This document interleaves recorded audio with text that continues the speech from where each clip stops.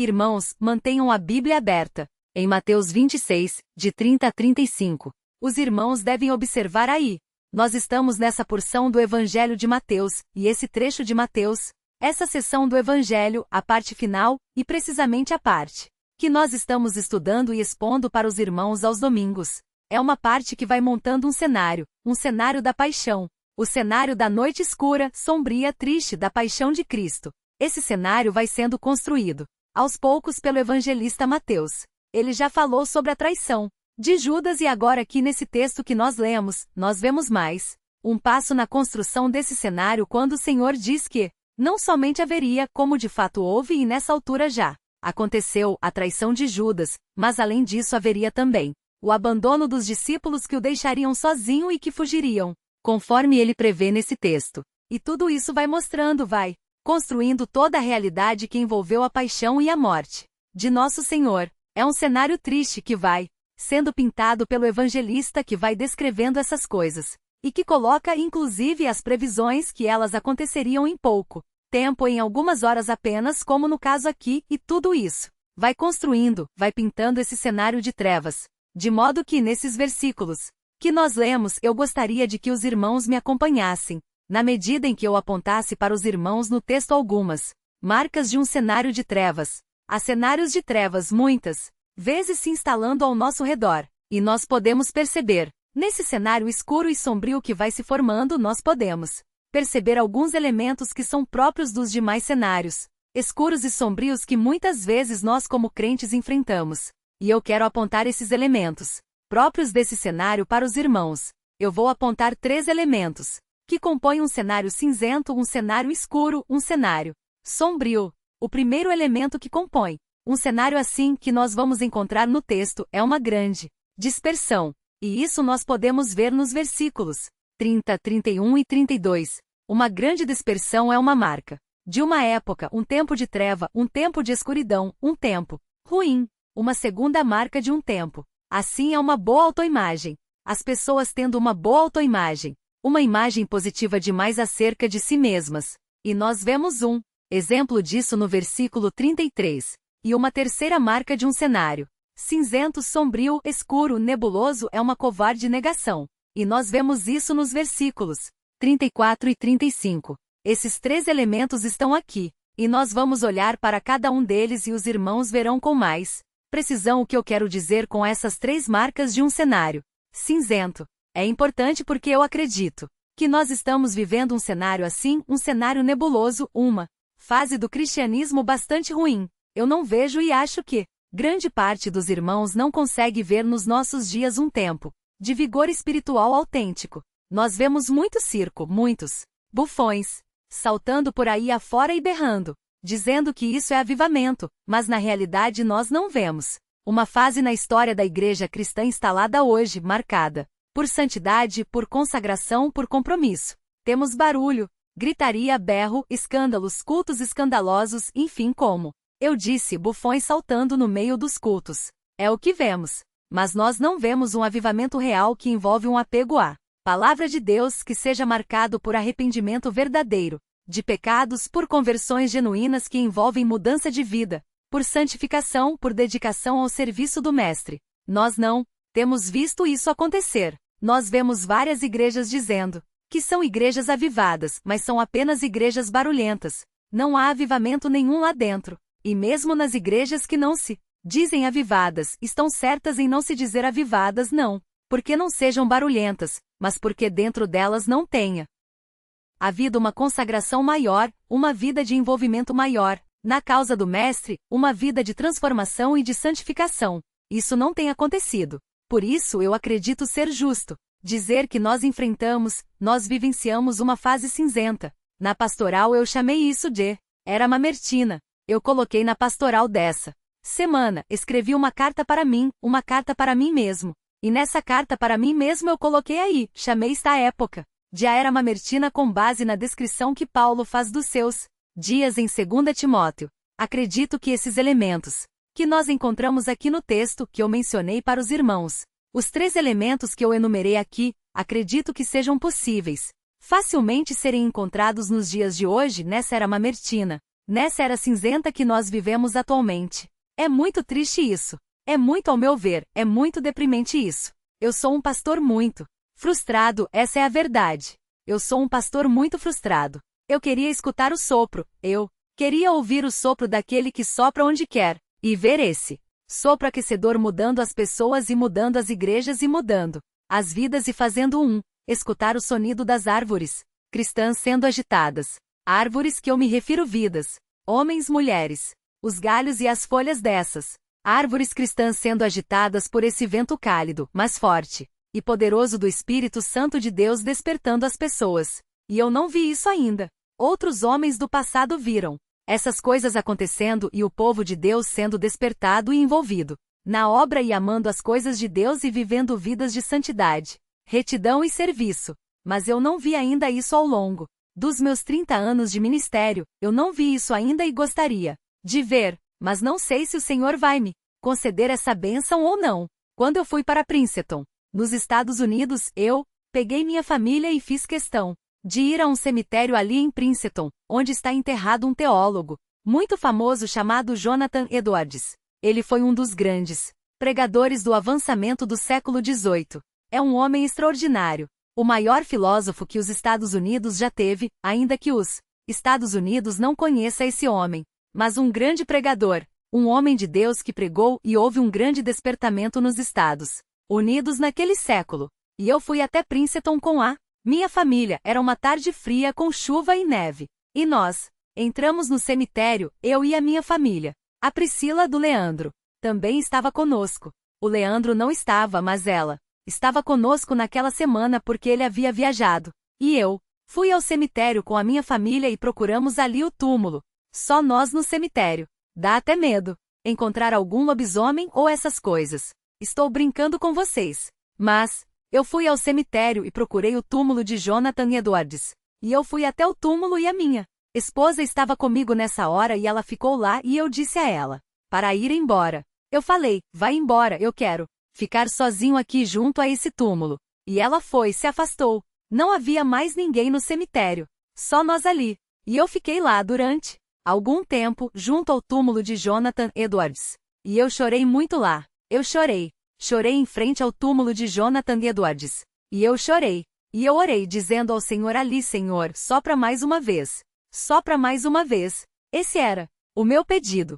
Naquela tarde fria, chuvosa, com neve e todo aquele cenário cinzento. Mas foi a minha súplica a Deus naquele cemitério, ali sozinho. Senhor, sopra mais uma vez. Me deixa ver isso acontecer. Queria que vocês fossem ao cemitério comigo. Vamos ao cemitério comigo. Querem ir comigo ao cemitério e orar comigo no cemitério? E o Senhor sopra de novo, afasta a neve do coração, afasta as nuvens cinzentas da igreja apática desta era e faz raiar o sol do seu espírito no coração das pessoas para que haja um amor maior, um envolvimento maior, uma consagração maior. O Senhor ouvirá conforme o seu querer. Eu, da minha parte, continuo suplicando isso a Deus. Eu quero compartilhar com os irmãos esse texto apontando esses traços da era cinzenta, dos dias maus.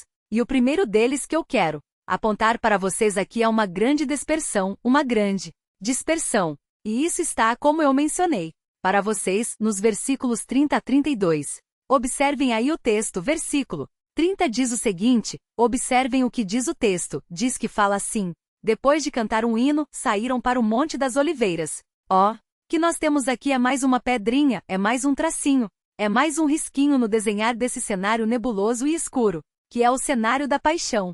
O texto fala que eles cantaram um hino. Que hino eles cantaram quando? Terminaram, quando estavam ali no fim da ceia. Nós aprendemos, nós sabemos que, por ocasião da celebração da Páscoa judaica, como era o caso, aqui eles cantavam o Halel. O Halel, o que era o Halel? Ó, Halel era um cântico que abrangia os Salmos 113 a 118. Esse era o cântico que Jesus cantou com os seus discípulos. Este cântico era cantado metade antes da terceira taça de vinho. Os irmãos devem se lembrar que eram 4 taças de vinho bebidas na Páscoa judaica. Então, antes de participar da terceira taça de vinho, eles cantavam metade do Halel. E depois da 4ª taça, ou ao tempo da 4ª taça, isso não é muito claro, eles cantavam a outra metade do Halel. Então eles cantavam precisamente. Aí na última parte, eles cantavam entre os outros salmos, entre os 103 até o 118, eles cantavam evidentemente o Salmo 118. Se os irmãos olharem para o Salmo 118, os irmãos vão ver, é um salmo que pertence ao Alel, é um salmo que eles cantavam na Páscoa. Se os irmãos olharem para este salmo, os irmãos vão ver no Salmo 118, nos versículos 22 e 23. Os irmãos vão ver aqui um texto que aparece nesse contexto da paixão. O texto fala, Salmo 118, versículos 22 e 23, a pedra que os construtores rejeitaram, essa se tornou a pedra angular. Notem, este versículo é um versículo que fala sobre a rejeição do Messias. Os construtores eram os líderes de Israel e eles, no desejo de construir o reino prometido por Deus, eles rejeitaram a pedra principal que é Cristo. E isso foi cantado pelo Senhor. Conforme nós vemos no versículo 30, eles cantaram um hino. Que hino cantaram? O Alel que envolve o Salmo 18, que diz sobre a pedra que os construtores rejeitaram. Então o que acontece no versículo 30 é um prelúdio cantado pelo próprio Senhor e seus discípulos, acerca da paixão. É um fundo musical. O Senhor canta antes de caminhar para os eventos mais pesados e terríveis. Desta noite, o Senhor canta isso, a pedra que os construtores rejeitaram. Ela se tornou a principal pedra angular e ele canta isso dando o tom do que vai acontecer naquela noite. É uma fase escura, é uma fase sombria, é uma fase nebulosa e o Senhor aponta, lembra isso, ao cantar com seus discípulos este versículo. E o texto prossegue. O texto diz então Jesus, depois de cantar o hino, lhes disse: Esta noite todos vós desertareis. Notem a palavra que aparece. Aqui é o verbo escandalizou na língua grega e algumas traduções. Os irmãos têm aí as traduções diversas, trazem a palavra escandalizar. O texto dizendo, todos vocês vão se escandalizar. O texto traz essa expressão, escandalizar. Escandalizar é tropeçar e cair. O que Jesus está dizendo aqui? O Senhor Jesus está dizendo que exatamente naquela noite, na noite da ceia, ou seja, era algo muito próximo, não era uma previsão. Para a longa data não era uma profecia para o ano seguinte. Ou para a década seguinte não. Era uma profecia que se cumpriria. Dentro de algumas horas apenas. Dentro de algumas horas bem. Depressa, todos vocês, era uma dispersão, seria uma dispersão. Total. Todos vocês, diz o texto, vão tropeçar por minha causa. Ou seja, vocês vão desertar. Vocês vão me abandonar com medo. Isso vai acontecer com vocês. Todos vocês vão me deixar, todos vocês ficarão dispersos e Jesus considera essa dispersão. Jesus considera esse abandono, essa dispersão, esse afastar-se dele, ele considera isso como um tropeço. Vocês vão se escandalizar, haverá um escândalo, haverá um tropeço, por minha causa. E isso acontecerá da seguinte maneira: vocês vão se afastar, vocês vão ficar longe, vocês não vão ficar comigo. E o fato de vocês ficarem longe, o fato de vocês procurarem um espaço mais seguro, o fato de vocês procurarem um espaço mais confortável nesta noite, isso é um tropeço. Isso é um escândalo. Isso é uma deserção por minha causa. E ele diz que isso tinha previsão. No próprio Antigo Testamento. Ele diz, na sequência do versículo 31, diz, pois está escrito, ferirei o pastor e as ovelhas do rebanho se dispersarão. Ele menciona aqui Zacarias 13, 7. Que é um texto que fala sobre o líder de Israel sendo ferido, e o povo todo ficando disperso. O Senhor Jesus entende, o Senhor Jesus usa esse texto para aquela ocasião.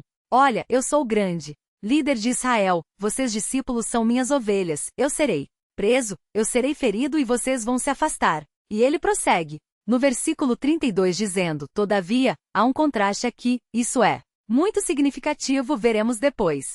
Todavia depois da minha ressurreição, irei adiante de vós para a Galileia. Os discípulos não entenderam isso de pronto. Se os irmãos olharem depois o capítulo 28, virem as páginas da Bíblia, os irmãos vêm aí. Mateus 28, versículo 7, os discípulos certamente haviam se esquecido dessa previsão do Senhor, e quando nós chegamos no capítulo 28, o último capítulo do texto de Mateus, nós vemos o anjo falando às mulheres, e de depressa, o anjo dizendo, às mulheres, e dizei aos seus discípulos que ele ressuscitou dos mortos e vai adiante de vós para a Galileia. Eles foram lembrados pelo anjo do que Jesus disse em Mateus 26, lá o vereis. Eu vos avisei. E aí o texto prossegue, nós chegamos no versículo 10.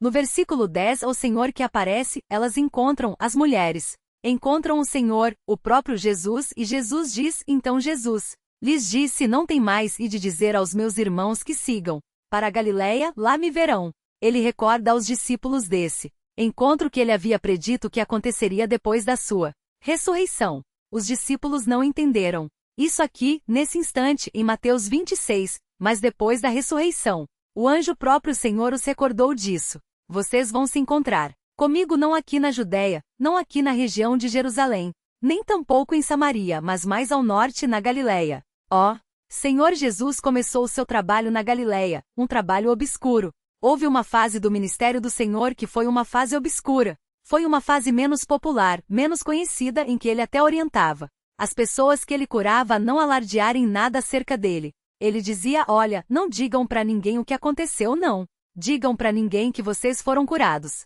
O Senhor orientava nesse sentido, mantendo seu ministério um pouco escondido nessa fase. Depois ele dá uma popularidade maior ao seu ministério, em Jerusalém. Especialmente, ele vai a Jerusalém e ali o seu ministério, o seu trabalho, sua pregação, os juízos que ele pronuncia, e os seus confrontos com a liderança religiosa e política judaica, colocam diante dele e ele enfrenta esses homens todos ali publicamente e expõe ali a sua pessoa, o seu poder, a sua autoridade e a sua pregação. Mas agora, depois da ressurreição, o Senhor volta para essa obscuridade. Ele diz, olha, vão para a Galileia. É lá que eu vou aparecer para vocês. É lá. As minhas aparições depois da ressurreição não serão aparições alardeadas. Não. Elas serão discretas. Na região mais pobre, na região mais simples, na região mais obscura do país. É lá que eu vou aparecer a vocês. É lá que nós vamos nos reunir. Novamente depois da minha ressurreição. Por alguma razão, o Senhor escolheu que fosse assim. Há um traço aqui da serenidade, da ação do Senhor no período pós-ressurreição. A obra do Senhor é marcada por uma atuação serena. O Senhor age assim. O Senhor não realiza o seu trabalho no coração das pessoas na maior parte das vezes a sua obra na base da força, na base da pancada. Ele não age assim. Na base do barulho. Ele não age assim. O Senhor trabalha serenamente no coração das pessoas. Ele atua devagar no coração das pessoas. Ele é o mestre que é manso e humilde de coração. Ele é aquele que na ressurreição, ele se levanta do túmulo poderoso e em vez de chutar a pedra que está na porta do túmulo e que está na entrada do túmulo e sair, glorioso e se mostrando ao mundo, ele é aquele que dobra o paninho que estava na sua cabeça. Ele dobra o pano que estava na sua cabeça e coloca num canto, e então sai para se mostrar aos seus discípulos num aposento fechado. É assim o nosso Senhor. É assim que ele trabalha. Silenciosamente, docemente, sem gritos, sem alardes, transformando as pessoas e realizando a expansão e a construção do seu reino. Mas ele diz aqui nesta passagem, ele diz aqui que os discípulos iriam se dispersar. Não se trata de uma apostasia propriamente dita, os discípulos não estavam rejeitando a fé em Jesus, eles apenas, entre aspas, procuraram uma região mais segura e mais confortável. Nós sabemos que isso de fato aconteceu, veremos aqui na sequência, vou mostrar para os irmãos depois quando essa profecia de Jesus se mostrou aqui. Mas o que eu quero no momento apontar é que é possível essa dispersão ocorrer hoje, sem querer forçar a aplicação desse texto, sem querer ir além daquilo que o próprio Mateus quis dizer. Nós, por vivermos também numa era cinzenta, por vivermos também numa era em que o cenário de trevas se instalou, por vivermos num período assim, nós também percebemos, na realidade que abrange os discípulos de Jesus, uma grande dispersão. Assim como os 11 correram para trás das árvores naquela noite e ficaram ali nutrindo uma fé em Cristo, mas nutrindo uma fé à distância, nutrindo a fé em Cristo sim, não atacando, não dizendo não creio nele, mas se mantendo numa zona de conforto, assim também os discípulos desta era cinzenta se comportam hoje. Existe hoje em dia uma grande parcela de cristãos que vivem numa zona de conforto, que não estão dispostos, são cristãos que não estão dispostos a correr riscos. Eles não querem correr o risco de um compromisso mais denso. Eles não querem correr o risco das pressões mais intensas do trabalho cristão. Eles não querem correr o risco de perder o seu espaço de maior tranquilidade, a sua vida de maior tranquilidade. Há uma dispersão. Há um cristianismo Atrás das árvores, seguro, sem perigos, sem custos. Há um cristianismo escondido. Atrás das moitas, onde não há riscos. Onde não há custos a se pagar. E essa é uma grande marca da nossa era. Eu escrevi um pequeno apelo. Eu vou ler o apelo que eu escrevi.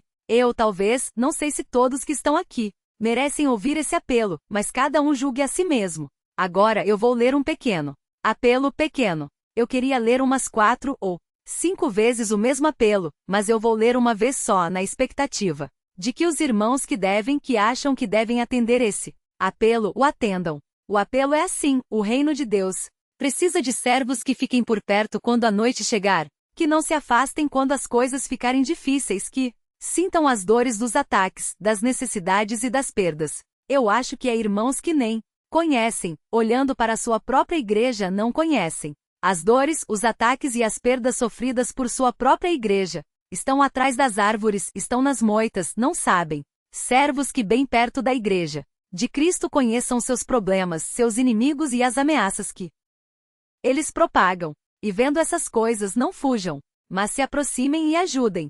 Nada deveria causar mais vergonha do que ser um discípulo que na hora escura foge para longe. Por isso, irmãos, e aqui vem o apelo: venham para mais perto.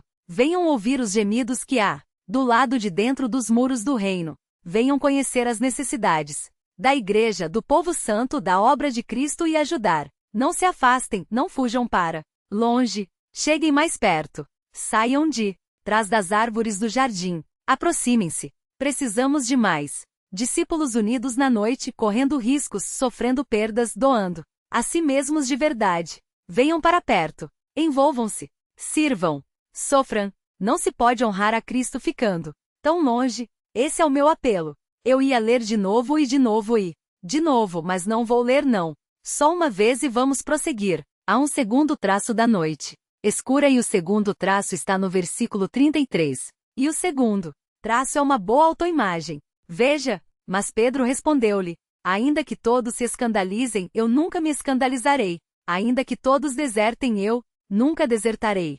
Ainda que todos tropecem, Jesus, você não me conhece. Você não tem noção do homem de aço que eu sou. Você, Senhor, não tem noção do gigante de fé e coragem e firmeza que eu sou. Eu sou Pedro. É sobre esta pedra, lembra? O que o Senhor disse? É sobre esta pedra, essa rocha, essa montanha que o Senhor vai edificar a sua igreja. O Senhor não conhece a realidade sobre mim. Eu sou Pedro. Todos vão negar o Senhor. Até pode acontecer. Mas dizem hoje em dia que nós temos que desenvolver uma boa autoestima. Pedro seria o herói dos dias modernos. Tinha uma excelente autoestima. Nota 10 para a autoestima dele. Tinha um conceito muito positivo acerca de si mesmo. Alguém pode dizer, mas qual é o problema? Não tem problema nenhum você ter uma boa autoestima. É bom, desde que a autoestima corresponda à realidade, desde que a sua autoestima corresponda aos fatos. Eu vou mostrar para vocês outras pessoas que tinham uma excelente autoestima em Apocalipse 3.17. Vamos olhar para Apocalipse 3.17. O texto fala o seguinte: Apocalipse 3.17, a igreja de Laodiceia. Veja essa igreja, que excelente autoestima. O texto diz assim, em Apocalipse 3:17, porque tu dizes, sou rico, tenho prosperado e nada me falta. Autoestima, nota 10. Mas veja o que o Senhor diz. Mas não sabes que és infeliz, miserável, pobre, cego e nu. Você tem um excelente conceito de você. Você é uma pessoa saudável emocionalmente. Só tem um problema. O que você crê sobre você não é verdade. É uma grande mentira. É bom ter uma autoestima desde que ela corresponda aos fatos. E quando nós olhamos para a Bíblia, nós descobrimos que é possível você ter uma autoestima desde que corresponda aos fatos, mas a observância da Bíblia, a observação das Escrituras mostra que a pessoa que a lê acaba chegando a conclusões que mesclam coisas positivas com coisas negativas. A Bíblia coloca diante de nós um espelho e mostra a verdade acerca de nós mesmos. E quando ela mostra a verdade acerca de nós mesmos, nós vemos que não há somente uma boa autoestima. Nós vemos que há em nós coisas para mudar, coisas para melhorar. O apóstolo Paulo tinha também uma boa autoestima. Ele disse: olha, me imitem. Sejam meus imitadores. Como eu sou de Cristo. É uma excelente autoestima. Mas, no outro lugar, ele disse: miserável homem que sou, quem me livrará do corpo desta morte? As duas coisas eram verdade. Mesclou as duas coisas, e teve um conceito correto acerca de si mesmo. Mas num cenário cinzento, num cenário de trevas, as pessoas não conseguem enxergar as suas fraquezas e pecados. E elas se consideram pessoas maravilhosas. Elas se consideram pessoas de alto nível espiritual. Se consideram pessoas de altíssima qualidade, porque elas estão longe de escutar aquilo que o próprio Senhor diz. Elas não estão prontas a escutar a palavra do próprio Senhor, como Pedro não se dispôs a escutar a palavra do próprio Senhor. Elas não ouvem, e por não escutarem, por estarem nessa era cinzenta em que a palavra de Deus é esquecida, então desenvolvem conceitos falsos acerca de si, e nós vemos falsos mestres se apresentando como a nata da espiritualidade e são apenas golpistas, ladrões, formadores de quadrilha e se apresentam como a nata da espiritualidade. Não conseguem ter uma visão adequada acerca de si mesmos. Nós sabemos o que aconteceu depois. Nós sabemos o que aconteceu com Pedro, quando nós chegamos no versículo 40, os irmãos observam em Mateus 26:40. Ele já fala que Jesus, voltando para os discípulos, tendo ele ido orar, ele achou-os dormindo. Vejam, o homem de ferro está junto, o homem de aço está junto. O texto diz, voltando para os discípulos achou-os dormindo, disse a Pedro: não pudestes vigiar comigo nem uma hora? Onde está o homem de ferro? Você não consegue ficar sequer de olhos abertos, vigiando comigo em oração, e você diz que vai suportar a hora do ataque? Você não suporta a hora da vigília? E acha que vai suportar a hora do ataque? Você não suporta a hora da oração? E você acha que vai suportar a hora da guerra? Nenhuma hora você consegue ficar de pé. Você não consegue enxergar a si mesmo. Você não tem uma visão correta acerca de você. Você tem uma visão otimista demais acerca de você. E isso faz parte dessa era de trevas. O que isso faz conosco? Qual é o efeito dessa visão tão otimista acerca de nós mesmos que marca as pessoas nessa era de escuridão? Esse orgulho espiritual, esse conceito de que eu estou bem, eu sou um cristão, eu sou um bom cristão, eu sou um discípulo acima da média. Qual é o efeito disso? O efeito disso é que não há um preparo maior para realmente enfrentar a hora difícil. O efeito disso é que não há um crescimento espiritual em qualidade, porque nós nos contentamos com a mediocridade acreditando que já estamos bem. E isso compõe essa era difícil, essa era cinzenta, essa era escura, um conceito positivo de nós mesmos. Olhamos para nós e dizemos: eu sou um bom crente, o modo como está bom. O modo como eu sirvo meu mestre, o modo como eu me envolvo no seu trabalho, o modo como eu vivo a minha vida cristã está muito bem, está ótimo. Eu estou contente comigo mesmo. Eu não sou como outros que há por aí, eu sou superior a eles. E nos contentamos com isso porque somos incapazes de ouvir a voz do Senhor, que na sua palavra nos aponta aquilo que precisa mudar, que na sua palavra nos aponta aquilo que está errado, que deveria ser transformado na nossa vida, seja em casa, seja na igreja, em qualquer outro lugar. E o texto continua, é um texto curto, e nós chegamos à terceira marca das eras cinzentas. A primeira marca é uma grande dispersão, é um afastar-se, é um correr para as árvores, é um buscar a zona de conforto. A segunda marca é uma boa autoimagem, um conceito elevado de si mesmo, um achar-se uma rocha quando nada disso corresponde aos fatos. E a terceira marca é uma covarde negação. O texto diz no versículo 33, mas Pedro respondeu-lhe, desculpe, 34, Jesus lhe disse: em verdade te digo que esta noite, Pedro, todo esse castelo de força que você acredita existir, deixa eu lhe dizer, isso não vai durar. Isso não vai durar nem algumas horas antes que o sol nasça no horizonte, e já é tarde, antes que o sol desponte e mostre os seus primeiros raios da manhã. Antes disso acontecer, esse castelo seu de força vai desabar. Toda essa força que você diz que tem, isso vai desaparecer. E ele vai além. Em verdade, ele diz que esta noite, antes que o galo cante, você não vai levar um tombo. Antes que o galo cante, você vai levar 3 tombos. Você vai cair 3 vezes. Você acha que é melhor que os outros? Os outros vão se afastar. Você vai se afastar e vai cair. Não uma, mas 3 vezes. De todos, você será o pior. Se tem alguém entre esses 11 Que vai dar vexame, esse é você e não vai demorar. Vai ser agora. Daqui a pouquinho, já vai começar, já eu vou escutar os estalos dessa sua casa de fé e de força ruindo. Logo, logo eu escutarei o estalo dessas colunas todas de bronze que você diz ter na sua fé ruindo, caindo, desaparecendo. Esse castelo, Pedro, de mármore, que você diz ter, essa confiança que você tem em si mesmo, tudo, isso é só um castelo de areia. Um leve sopro vai derrubar tudo. Isso, você vai me negar, ele diz. E Pedro respondeu de novo ainda. Que seja necessário morrer contigo, de modo nenhum te negarei. Todos os discípulos disseram o mesmo. Muito bem, nós sabemos o que aconteceu. Quando chegamos no versículo 56, veja o que acontece. O versículo 56 diz assim: o Senhor é preso e o desfecho da história no versículo 56 fala assim: mas tudo isso aconteceu para que se cumprissem as escrituras dos profetas. E aí vem a notinha final. Então, todos os discípulos o deixaram e fugiram, inclusive Pedro. Ou seja, a profecia do versículo 31 já se cumpriu aqui. Pedro já se escandalizou.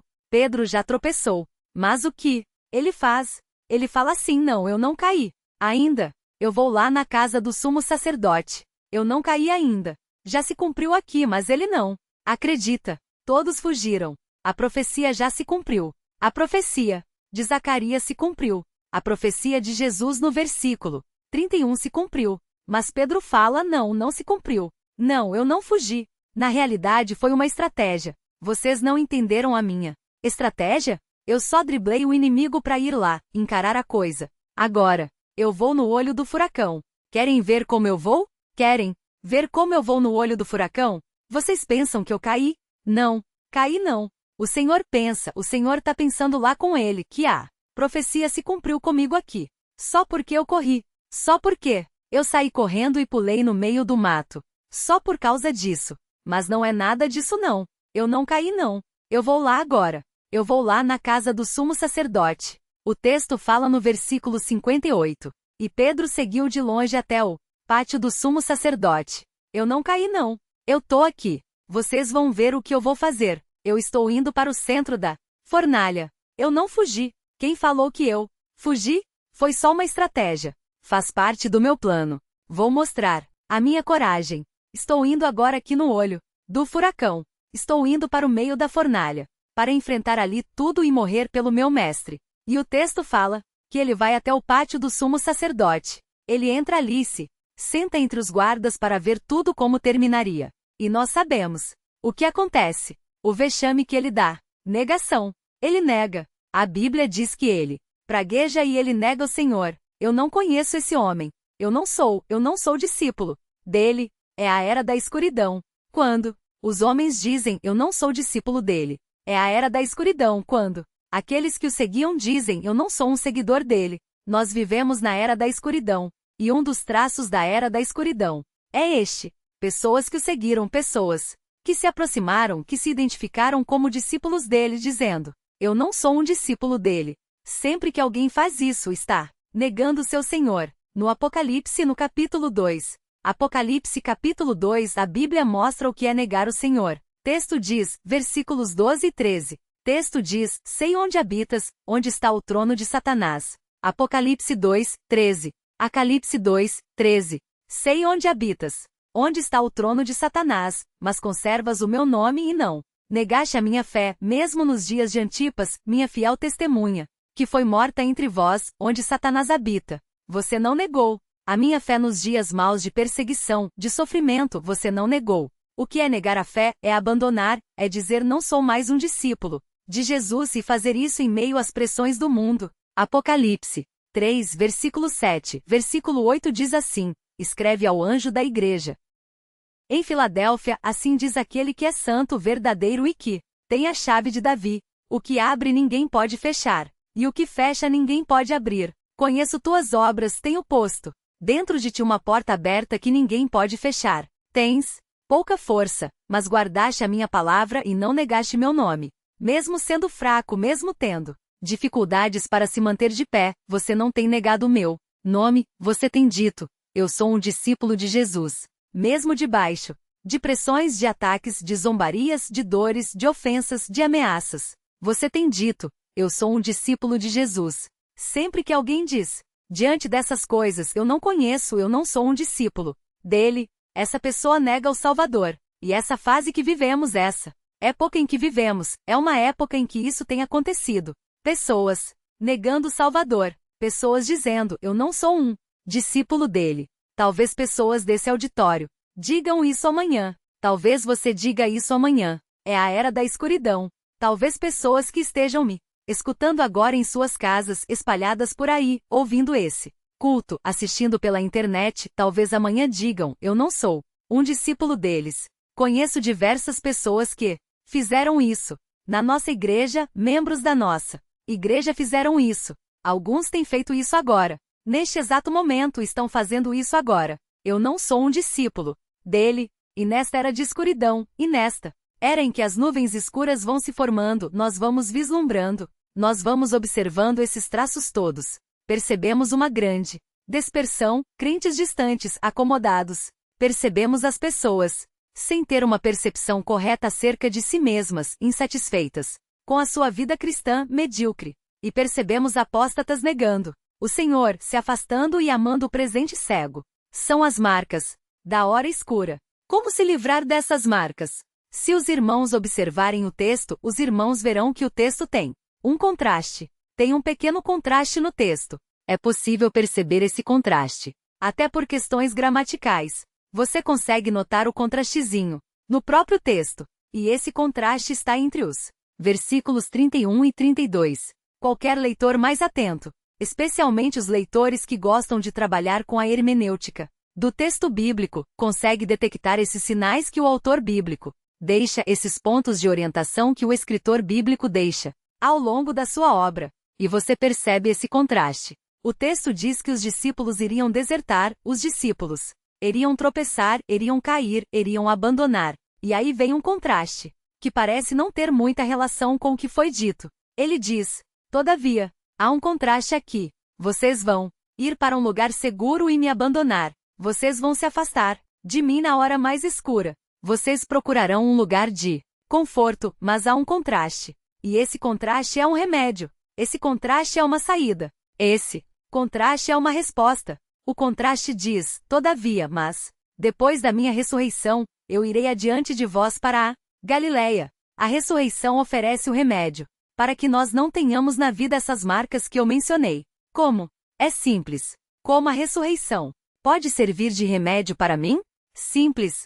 Quando eu me lembro que o meu Senhor ressuscitou, quando eu me lembro que o meu Rei está vivo, então eu saio de trás das moedas, eu saio de trás das árvores e eu quero servi-lo com intensidade e compromisso maior. Ele está vivo. Eu saio da floresta onde há uma aparente segurança. Eu saio da área de conforto onde não há perigos para mim.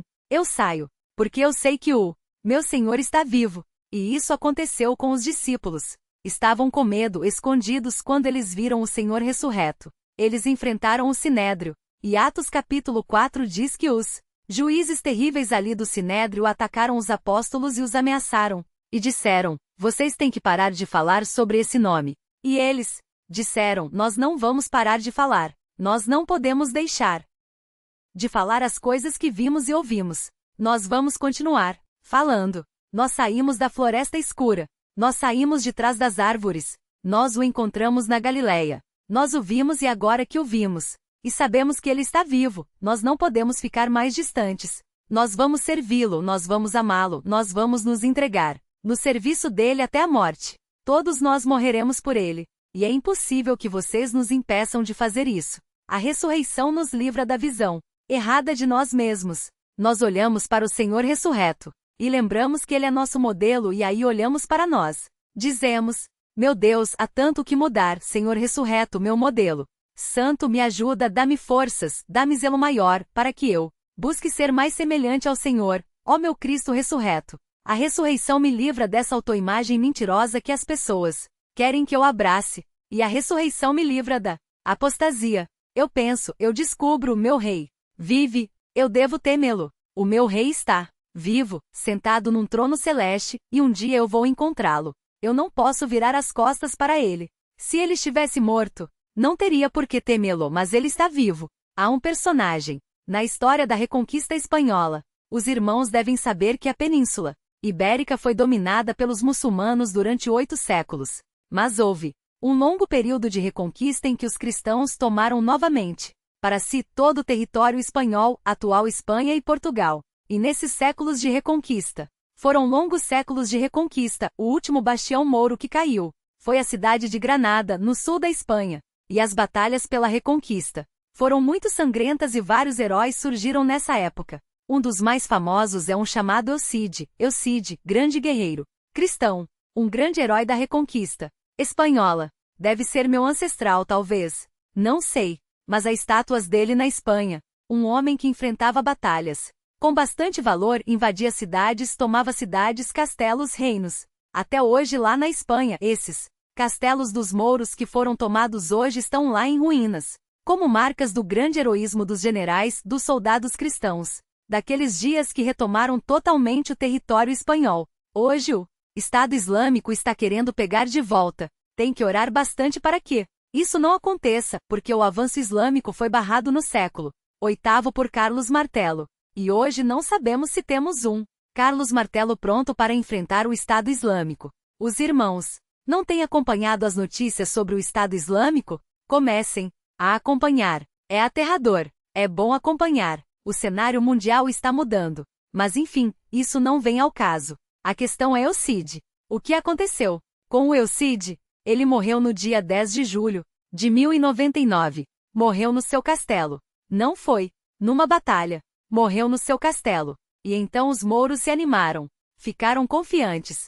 Eucide está morto. Então o que a mulher dele fez? Dizem que era uma mulher feia, mas muito inteligente. E que ela fez? Ela pegou o cadáver de Eucide, amarrou no cavalo, e amarrou uma espada na mão do cadáver, e colocou o cavalo na batalha. E quando os mouros viram Eucide na batalha, saíram todos correndo. E Eucide venceu uma batalha morto. Vocês sabem o que aquela mulher descobriu? Aquela mulher descobriu o seguinte: ninguém teme um rei morto. Eles têm que pensar que ele está vivo. Ninguém teme um general morto. Eles têm que pensar que ele está vivo. Se pensarem que ele está vivo, eles temerão. O nosso rei está vivo. Tenham certeza disso. Nosso rei está vivo. Não neguem. Não virem as costas para ele. Não procurem o abrigo das árvores. Sirvam-no na noite escura. Não. Digam não à sua realeza, à sua divindade, ao seu senhorio. Sirvam-no na noite escura, porque o nosso rei está vivo. Sim, e todos nós encontraremos com ele naquele dia. Vamos orar. Senhor Deus, obrigado por esse texto que mostra essas marcas de um tempo de trevas, de um cenário triste e cinzento que envolveu a paixão do Senhor. Ó Deus, ajuda-nos porque vivemos um cenário semelhante hoje e queremos pedir que o Senhor nos visite com a sua graça. A sua igreja, ao longo dos séculos, enfrentou tantas crises. A igreja da era presente foi infiltrada por tantas mentiras, foi infiltrada por tantos falsos mestres, tantos lobos vorazes que não poupam o rebanho, que enganam, que mentem, que exploram e fazem com que o evangelho do Senhor seja alvo de zombaria, blasfêmia, chacota entre os ímpios, e o nome do Senhor e do seu Filho Santos são blasfemados por aí afora por causa dessas pessoas. Por causa de crentes falsos, por causa de líderes mentirosos. E vivemos dias tão difíceis porque, de alguma forma, toda essa atmosfera nos envolve e nos lança num desânimo, num torpor, num descaso que só o Senhor pode afugentar. Por isso pedimos que essa noite passe depressa e raie depressa o sol do dia da ressurreição nos nossos corações. Que esse sol raie depressa, venha raiar em nós, brilhar em nós, afugentando as trevas da dispersão, afugentando as trevas do auto-engano, afugentando as trevas da negação e aquecendo a nossa alma, fazendo com que nós, humildemente mas com força, vigor e coragem, saiamos de trás das árvores, tenhamos coragem, vigor e possamos dar as mãos e caminhar com vigor no teu serviço, na tua obra, mostrando que somos servos reais que servem um rei vivo. O Deus ajuda-nos nisso. Desperta a tua igreja, desperta cada um de nós. Nós pedimos essas bênçãos, Senhor. Sopra sobre nós, teu sopro. Suplicamos em nome de Jesus. Amém.